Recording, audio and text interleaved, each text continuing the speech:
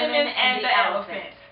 And Keisha, we have come together today to have this intense conversation about authenticity. You know, it's a buzzword, right? Yes. Everybody's talking about authenticity. Why do you think that? You know, I think people just fed up. They sick and tired of being sick and tired.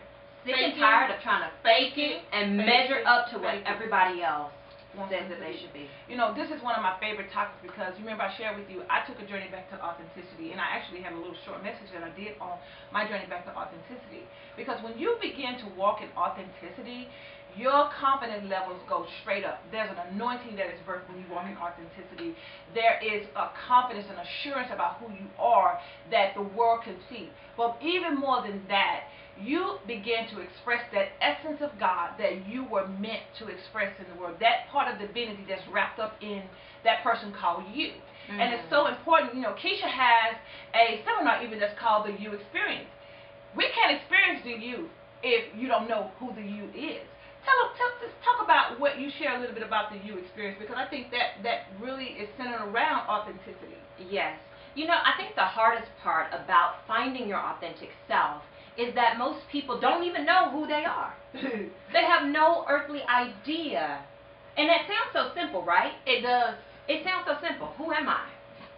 And we ask that question from the time we're little all the way up. And, you know, that being able to really tap into your true authentic self really takes you stripping away all of those externals, all of what mama said, daddy said, teacher said, principal said, preacher said even, to really become the true essence of who you're called to be. And it can take a lifetime. Because it took me. But we don't have a lifetime. No, we do have a lifetime. I'm not buying into that. No. But you know what, Keisha? Unfortunately, I believe that sometimes it can, because I'm going to use myself for example. It took me a lifetime. I mean, it wasn't up until like 3 or 4 years ago that I began to say something is just not right. Okay, but see, that's why we're here though.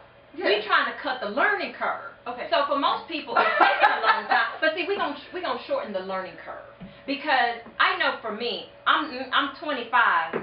Yeah, I'm 25. That's an elephant in the room.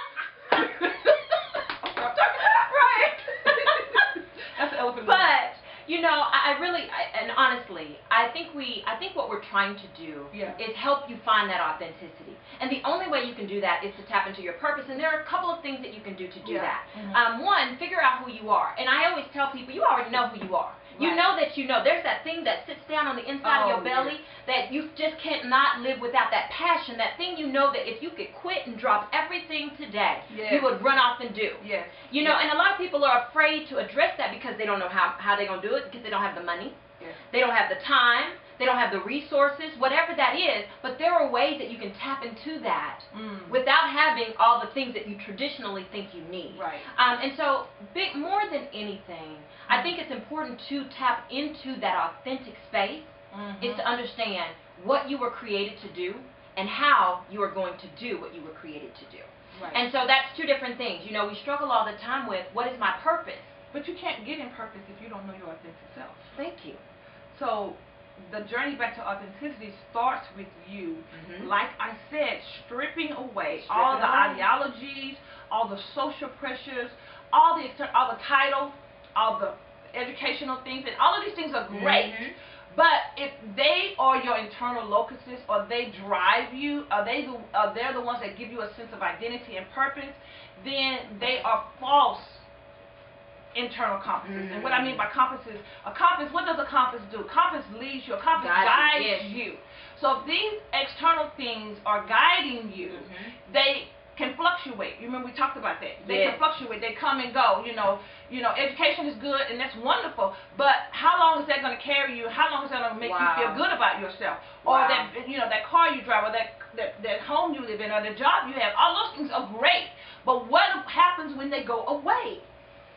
Who are you after that? And so many people are living in this socialized self, what's called socialized self, the progress of human development, that they live in this socialized self and everything is external. But when you begin to become self-actualizing, where you begin to be driven from internal locuses, where you know, I know my strengths, I know my weakness, I know my worth. I know. See, when you begin to know those that things, I know that I know. You can't touch that. You can't. You can't touch that. And that's what authenticity really is about. Authenticity is the real deal. You know, it's the real McCoy. This is who I am. Right. All the way live. But as you tap into that authentic place, we wonder why we have a hard time loving, why we have a hard time serving, why we have a hard time giving. Because many of us are not operating in the authentic space. When you tap into that space, yes, we're masking off. But when you tap into that space, you can then begin to truly serve, give, love, and your relationships are amplified times 10. Because you're not afraid. Because you're not afraid. Because what does the Bible say? Perfect love casts out fear. Look, stop. Oh, so stop. Because I felt that. It does. It does. Because I'm not afraid to love you. I'm not afraid to love you because I know who I am. And even in that vulnerable place, I'm okay because it costs you something to give love, and it costs something to even receive love. You know, we were talking about this morning. We were talking about. You asked me about love and charity and what's the difference between them, and when we were talking about John 3:16, that God so loved the world that He did what? Gave His only. He gave. He was vulnerable. He knew who He was. Even the Bible says He made Himself of no reputation. To me, that's saying He didn't care what anybody thought. Thank you. Oh, goodness. Okay. He didn't care what anybody thought. I almost shouted. Did you see? Did you? Look. Okay, go ahead. Girl, go on and tell them. But you know, authenticity is, I think we're in an age where we are awakening. People are awakening. They're tired of the facade. They're tired of the religious acrobats. They're tired of just pretending. The externals are not working anymore. I agree. And I think that's what happened with me and you, because when I went on my journey to authenticity, I was like, I don't care what title they gave me. Right. That did not matter anymore. I didn't care where I lived. I didn't care about anything. All I wanted to do was just have some peace. I wanted to live in my truth. But see, and now, fast forward, and you're in your authentic space. What do you have?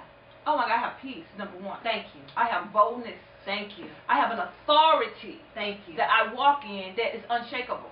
You know, and even though sometimes and I'm gonna be honest, even though sometimes, you know, the enemy would come to try to test that if I really am, do I really know who I am?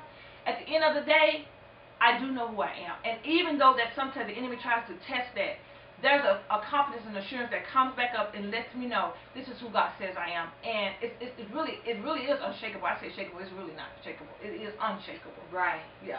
So, but with that being said, I just want you all to know that finding your authentic space, it's achievable. So many times we're taught that, that's just, you never get there. You'll never find balance. You'll never find peace. You'll never really. You don't feel good. Feel good. It does. Hopefully you won't end up cabbage patching like that. When you find, it was nasty too. Don't worry about it though. I'm gonna work with you off camera. Don't worry about it. But thank you guys so much for joining us, and we really want to help each of you find your authentic space. Tell them about our next event, Keisha. Oh, the third Saturday of every month we have 2 Women in the ELePhaNt live. In living color. In living color. And I encourage and invite each and every one of you. Call your girlfriend, call your mama, your friends, your sisters, your cousin, them. Call everybody and bring them out with you. Because when we do the 2 Women in the ELePhaNt events, it's an opportunity for us to bring women together, to bond, to love, to share, to stand in our truths, to really work through that. To have what? Common? Unity. Community. Community. Right? I like that. I'm going to have to steal that. But our next event is October 26th. You can find us on Facebook. We have a Facebook group. You can also go to our website, KeishaLAllen.com, SoniaJWells.com, where you'll find more information. Go to Eventbrite, where you will find the event to register. Find us on the web. I'm Keisha L. Allen. And I'm Sonia J. Wells. And we are 2 Women and the ELePhaNt. Been a really good time. I'm not complaining, and I'ma still wear a smile if it's raining. I gotta enjoy myself regardless. I appreciate life. I'm so glad that it's mine. So I like when I see you when I'm looking at me when I'm walking past the mirror. Ain't worried about doing what you're gonna do. I'm a lady, so I must stay classy.